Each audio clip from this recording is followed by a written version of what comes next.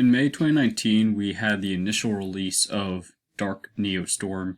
It was a set that was full of highly anticipated cards and meta-relevant cards such as Cherubini, Dingirsu, and Danger Tsuchinoko.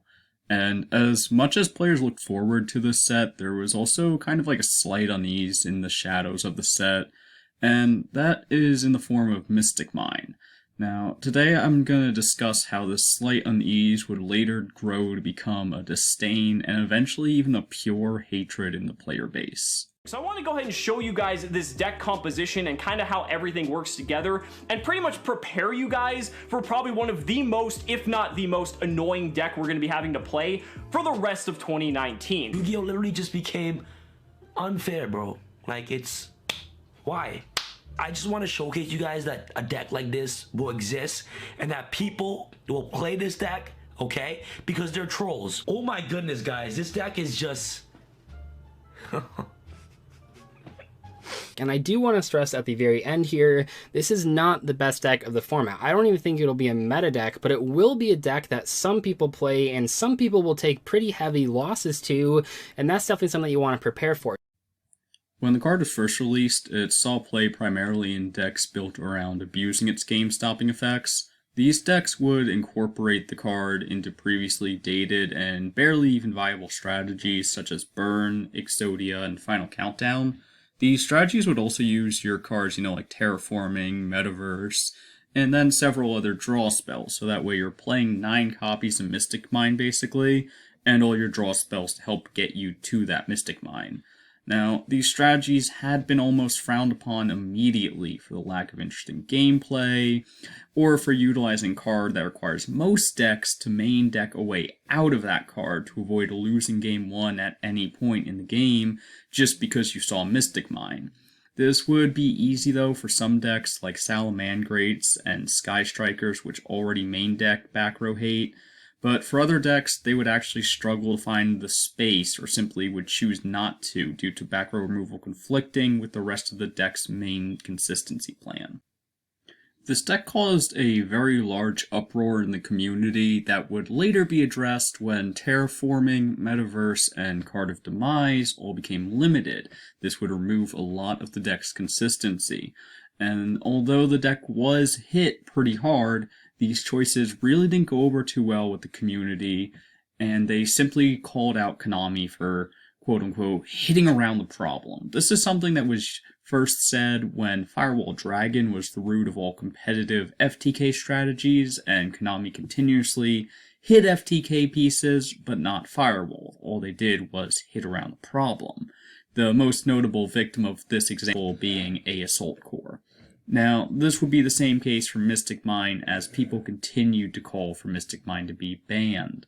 This call for ban would become so strong that eventually local CG shops would actually have the card banned from play at their stores due to the loss of the community and people not wanting to play against this deck over and over again. But, like you can activate Mystic Mine, and like if they don't have you can out the negate, obviously, like you're gonna negate Extravagance or something. You Mystic Mine, summon Conductor, book all their stuff, and then just activate Lost World, and then just kill them.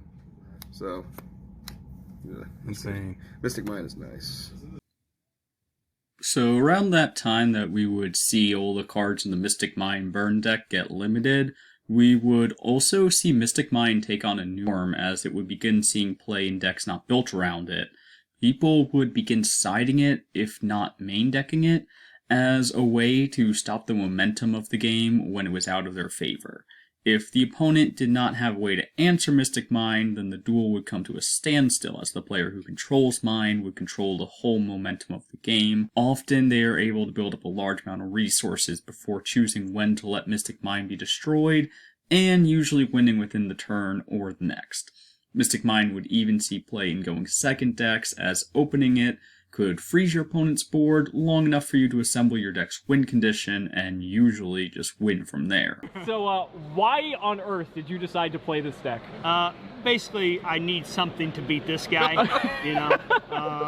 He plays all the combo decks, and I've got to do something to beat him, and this is the thing that will do it. Okay, well. While a lot of players consider this card very unfair and very uninteractive, some players would argue that the card is fair in design. The reasoning is usually along the lines of that it's anti-combo, or that you can just destroy it with back row removal. As we've already talked about the aspect of just simply destroying it, let's look at the idea of it being anti-combo. Most combo decks revolve around the general idea of summoning several monsters in a specific sequence to assemble a board that will essentially prevent your opponent from being able to use their cards or from being able to play. This, of course, is causing them to pass their turn, and then you can just OTK them on your next turn. What Mystic Mind does is a one-card answer to a lot of these strategies because it punishes your opponent for putting all these monsters on their board. Now, not only can they not use their monsters, but you can summon several of your own monsters, and you either don't lock yourself out of Mystic Mine, nor do you unfreeze your opponent's board if you play it carefully. For example, if your opponent has 3 monsters on board, you can just play with 2 monsters and continue using all your monster effects while your opponent cannot use theirs. Now, all this, of course, means that you're not losing now. Your opponent doesn't force you to just pass your turn and lose. You actually now get the chance to play after watching your opponent combo off for about the last 20 minutes. And now they're in a situation where they have to draw the out. They have to see to your board. Or you're going to just be able to assemble your resources and break their board and probably just win altogether at one point. Now, while Mystic Mine isn't the only card in the game that helps you survive combo decks, it does so in a way very unique to itself. While there's a lot of cards out like Sphere Mode, Dark Ruler No More, Nibiru, they simply remove your opponent's board, or just negate their effects and let you break the board apart with your other 4 or 5 cards. What Mystic Mine does is it kind of freezes the game, so to speak, and allows both players to continue on cards, changing the game state, while the controller of Mystic Mine essentially controls the entire momentum of the game, though. That usually means that they're able to remove Mystic Mine at any time, or simply reach their win condition while Mystic Mine prevents the opponent from playing. This card has been under the microscope since its very initial release. Many players do consider it degenerate or for unskilled players, but on the other side of the spectrum, it is looked at as a very powerful comeback card or necessary evil to stop combo decks. While the future of this card is unknown for us TCG players, I would love to hear your opinions in the comments below. How do you feel about Mystic Mine, and where glad it will end up on the list in the future?